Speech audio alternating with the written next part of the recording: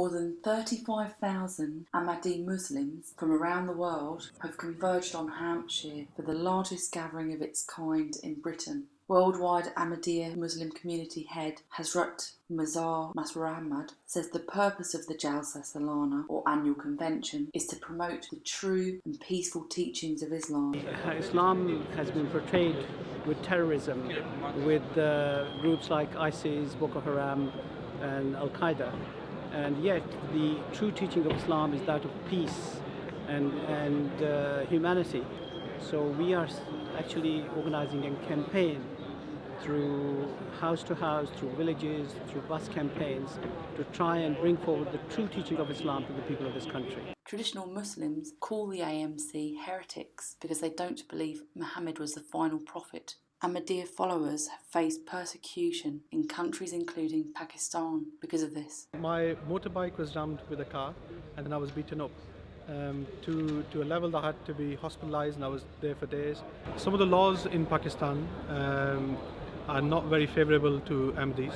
The Pakistan passport form or national ID card form, you have to declare Ahmadis non-Muslims. But these are the things that you take you on the chin and you move on, because part of being an Ahmadi doesn't mean that you bow down to the fear.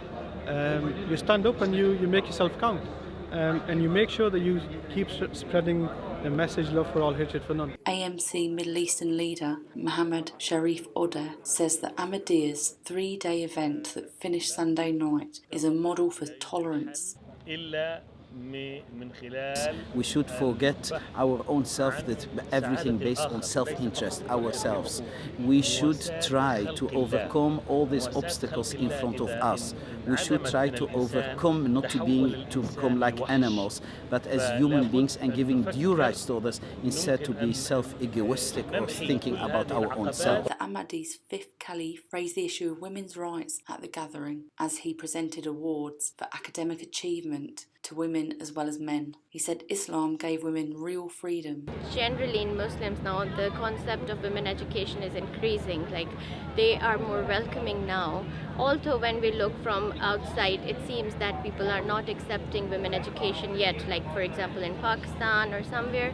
But people are opening up, people are accepting that women should go out, should study, because their children's future is also in their hands. Our community actually motivate people to study, encourage them more, because then we have this thing to achieve, if we are lucky enough to get a medal from our Khalifa.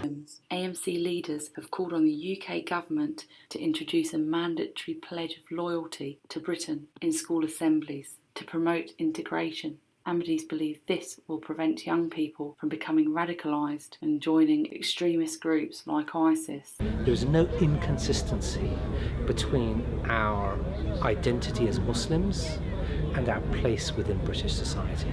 The Holy Quran and the Holy Prophet Muhammad were very clear. We should be loyal to the country in which we live in. Those radicalists, they are having their pages on Facebook and like this to brainwash the youngsters. So they are, I think, prescribing this life as the life of knights, that they are going to marry knights and like this. So I think they are brainwashed.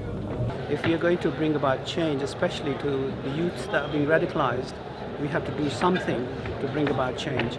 And allegiance to one's country is very much part of the teaching of Islam. If we could introduce a culture of peace and harmony in schools, and the children were to take a pledge of loyalty to their country, I think that would make a big difference. Rebecca Faulkner, Hampshire, South England.